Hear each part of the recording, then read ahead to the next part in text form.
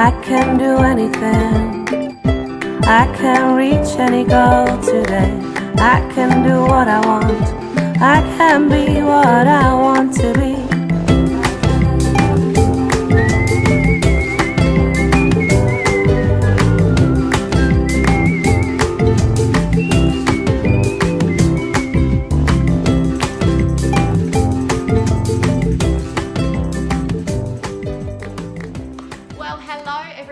Now we've braved the weather and I've come up to visit the Magic Window and interview another self-made mum. Now, do you prefer me to say Rebecca or Bex? Because I call you Bex all the time. I know. I've become a bit more of a Bex since I've been up here in the hills, but I'm still a Bex, so you can call me Bex. Bex. So this is Bex Reid, and she has this beautiful space. We just did a live video and a full tour on the I Love Monday page. And it's called the Magic Window. The first time I met Bex was actually when she was working in local government, and I ran a workshop for her and her team. And then after Bex came and did a one-day leadership planning workshop, we did some coaching, and lo and behold, I had no idea, but all that time she was sitting on this business idea. So Bex, tell us a little bit about your business and why you do what you do. Well, it was kind of, as a kid, I always wanted to give back to people. Yes. So I always wanted to be a hairdresser or a nurse or something like that. And I've always loved that real enchanted feeling, like that feeling of being a kid. Yes. So for a long time, I had in mind that I wanted to open a Christmas store. Oh, so a place where people could come and feel, you know, Christmas to a lot of people now is stress and money and family, and you know, and I kind of wanted to create a space where people can come and remember what it was like to be a kid at Christmas, and that excitement and that anticipation and the bubbly feeling. Beautiful. And so for a long time I talked to my husband about that, and it was kind of pie in the sky for a very long time. I have no retail experience whatsoever. Yeah. Any business experience prior to this? I ran my own event management business for 4 years, and then I sold that on. I started that during the global financial crisis because I couldn't get any work, and my husband was at uni, so we kind of fell into this sort of consulting space, which was great. It was the taste of being self-employed, which I loved. Financially, you know, it was a struggle, but it kept food on our table for the entire time that he was in university. So I had that. I went back into the corporate world, or into local government, which was interesting, great. I was still doing what I loved, which was events and marketing. But I really struggled with the work-life balance, having 2 children, having a husband who works in the mining industry. In an industry like that, you're a 24/7 person.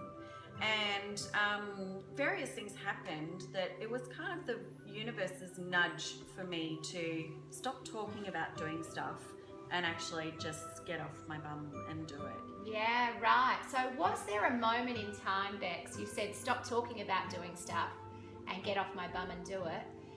Was there a turning point or a moment in time where you said, you know what, I'm just going to do this? There was. It was actually the day that I attended the leadership workshop with you guys. Great. When I realised that I couldn't actually change the things that I struggled with in my corporate world.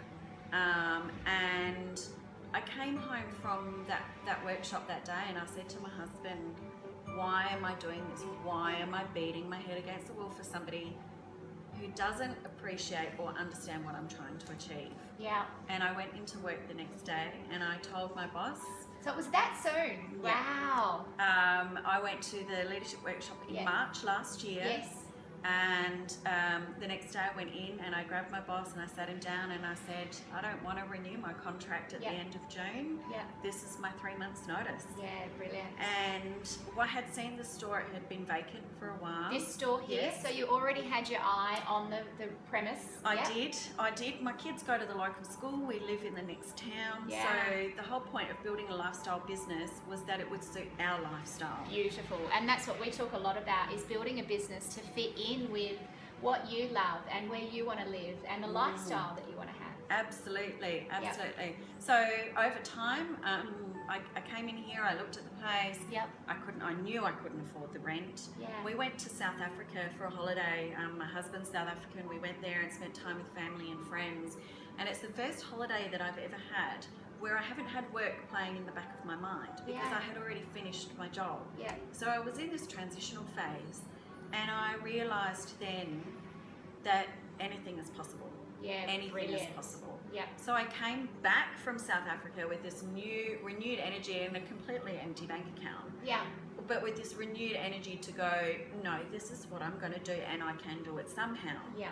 And it just goes to show, you know, it's when you get a determination to do something, all of the logic and the reasons why you can't don't even enter into it, do you? You said, I came back with an empty bank account, but you had this knowing that it was going to happen. Absolutely. Yeah. Started an online store as a bit of research. Okay. What do my local people want? I went to the markets, I took some of the products that I've got, and I got a feel for what it was that Birdwood was missing, or our part of the Adelaide Hills was missing. So you did all of that before you actually committed to the lease here I did. and signed up. Yeah. Yes, here comes another child. But this is the joys of lifestyle business. You can have children in the whole thing. Oh look, sometimes you'll come into the store and my children will serve you. Yeah, so, isn't that wonderful? They would love it though. They Great do. fun for the kids. They do, and they'll often ask me at the end of the day, how much did we get today, Mum? Okay. And I'll say, well, our turnover was this, our gross profit was this, and our net profit was this. Great. They're starting to learn that just because you get money in your hand doesn't mean it's all yours. That's right. That's the key with business. Turnover is lovely, but it doesn't mean that it all makes it to your actual pocket, does it? That's right. So Bex, I love that you were saying, you know, being a family business. And how old are your kids? 9 and 10. 9 and 10. So 9 and 10, and they're already part of the business. Absolutely. And getting that education, as you were saying, it's one thing to learn it in a classroom about maths and money and gross profit, net profit, etc. But to be able to get a sense of that in a family business, I mean, what a gift to give to your kids. Absolutely. I love it. They earn pocket money by working here. They come in, on the weekends, my husband works on shifts, so you know, one weekend out of 2 they're working with me in the store. They turn on all the lights, they turn on the music, they put the front display out, so they realise that there's an actual sense of responsibility. I love also that you did the research first and thought, okay, what's missing, what are the gaps in my local area? Tell us a bit about that process. Yeah, sure. That was a really big thing because you can put a cafe anywhere and people might drink coffee. But what I didn't really understand, having lived in the town for nearly 3 years, I got frustrated that I had to drive half an hour to go anywhere to get a last minute gift, or you know, I put a hole in my pair of opaque stockings and I couldn't get any more locally. So being in the school, I spoke to a lot of the teachers, a lot of the mums, and did the research at the markets. I went there as a presence of a store, but not to sell. It was to actually gain information. If I sold, that was great. So you had a stand at the local markets, and you know, when I had my first business, Mud Drum, that was built at market stalls. It is the best market research you can do, isn't it? Awesome. It's money can't buy information. It's direct so from true. the mouths of the people that you'll be your customers. Absolutely, and this is testament. I had a customer who came in on Saturday. She said to me, I'm not sure if I've got the right place. And I said, what are you looking for? She said, did you used to go to the Woodside markets? And I said, yes. And she said, I bought eggs from you there. Oh, wow. And because we have chickens and we sell our eggs. Do you sell your eggs in the shop here? If customers order them, they can pick them up from the store here. Great. But she actually bought me in this entire bag full of empty egg cartons and took my number so that she could get eggs. I haven't actually been at the market in 9 months. Oh, there you go. So the impression was enough to be left on her that it was called the Magic Window. I was set up locally somewhere. And so she came in and, you know, she saw the array of products that we've got here and told me she'd be back for Christmas. So by walking in the door, all of my customers tell me as soon as they come in, they have a sense of calm, and it's a very nice environment to be in. And that's what I wanted to create. Having the products as a bonus. I love researching and I love selling. Do you love to shop? I do. Yes, perfect business for someone I who wear wants all to the shop. clothes that I have in store. Yeah, right. But really finding the products that are worthwhile to people, not just more, excuse the language, crap to fill our lives. Yeah. And so the store is a catalyst to so much more, and being able to encourage somebody to walk out of here feeling slightly more empowered, or slightly more happy, or in tune, or calm. That's what the store is about. And I have to say congratulations to you, because you've achieved your vision. This is my second visit up here, and what I love about this store is you could pick up any quirky little item and everything feels very unique and special. But you have a backstory for it all, of where it was made and why you've got it, and how your family might interact with it. Absolutely. So it's more than just a shop, it's got a story behind everything. It does, and that is so important. So the store over the next couple of weeks will transform, and we'll have Christmas trees for sale, we'll have decorations, lights, ornaments, stockings, all the rest of it. And we're going to be doing gift wrapping in store for a gold coin donation, which will go to our local CFS department in Birdwood and Mount Torrens, who have supported us not only in the Samson flat fires, but also in the terrible winter that we've had. So I'm super excited about that. I just can't wait until Christmas is sort of in store. So make sure you pop up and do some Christmas shopping. And what would be your top 3 tips? I always love to get 3 tips from people.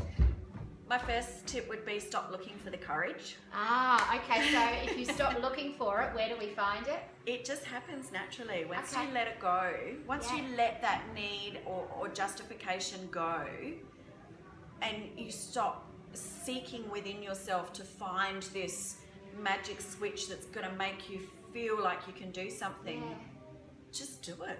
Yeah, nice. Just do it. And the courage comes. And hence the reason I've got the sign on the wall that says be brave and courageous. I still have to remind myself every day. I don't tip. What else?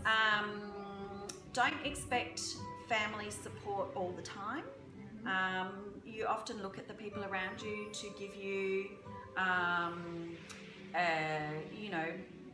to accolade or to help you feel better about what you're doing. Not everybody understands the journey that you're on, and family being so close, quite often will be more scared about what it means for you in your family than what it could mean for you in the long run. So take it with a pinch of salt. They love you, and that's why they are concerned, and will often... because it's about often their fears for you, because it comes from a place of love, but it's just worry. That's exactly it's right. Not all going, well, what if you fail? That's all right. And that's probably my third thing, is that it doesn't matter if you fail. I had a business and it didn't do well, and I managed to sell it on to somebody else, mainly because I had assets within the business, and to me that was a failure. But what it was... Why was it a failure for you? I think because I was too emotionally invested in what I was doing, that I didn't actually... It was like I failed myself by not being able to grow it and take it to a new point. So look back and draw on all those things and keep a journal. I'll keep a journal is a great one. The 7 Effect was born out of, as a business, me keeping a journal and getting conversations happening about what was possible. You get all sorts of incredible ideas. And when you start feeling that I'm not good enough, I can't do this, I can't do that, go back. I just downloaded a gratitude journal app on my phone, because I find I don't have time to sit down and write. So now I can do it on the app while I'm waiting for the kids to finish school or just whatever. Squeeze it in. Perfect. Exactly. So you there's a lifetime of experience that you can look back on. So you're never going to fail. Yeah, absolutely. And even though you have failures that seem like failures at the time, would you say that even looking back, you go, actually it was really a win because I learned so much? Absolutely. My biggest failures, and I've made some doozies that have cost me a lot of money along the way. I'm talking like $15,000 to $40,000 failures, but I look back at those and go, wow, the gifts I got from them and the lessons, gold. They are, well, money did buy them because they were expensive failures, but it's the kind of stuff that you learn from life. But look at you now. That's right. You're using that, and you... Absolutely. And I have no fear left now around business. You get in, you roll up your sleeves, and you just do. Absolutely. Yeah. So the other thing that I always love to offer out, Bex, is if you have any special offer that you'd like to present to the I Love Monday viewers, I would love everyone to come up here and check out this shop and also get onto your Facebook page and give it a like. But is there anything you would like to offer out? We didn't mention this before, but yeah. Sure. Look, I love offering discounts to people, and I'm always willing to give out a discount for something like that. Sometimes I'm not sure if they hold as much value to people. Yep. So instead, what I'd like to offer is a product from the Olive and Ollie range, which is what we have here, which is just beautiful. Yeah. So that if you do come up, it doesn't even matter if you don't buy. If you come up and tell me that you've seen this blog post and that you know Jody and you're on the journey, then I'll be happy to provide you with a product from the Olive and Ollie range. Oh, what that's that beautiful local handmade range in there. That's right. From the Fluoro Peninsula. It's from the Mornington Peninsula, in Victoria, but it's all handmade and it's all organic and it's beautiful. So make sure you come up, and that's such a generous gift. Thank you. So speaking of generosity, I have a little gift for you. This is one of our 7 Effect goodie bags. Yay. We have a life planning template in there for you to do your New Year's plan, as well as some samples from Kayani and My Essence and other goodies. So, lovely. Thank you. Happy Monday. Thank you so much. Yeah, and congratulations on your shop. It's such a beautiful space. You have to get up here and visit. Thank you. Thanks, Jo. See you, everybody. I can do anything, I can reach any goal today. I can do what I want, I can be what I want to be.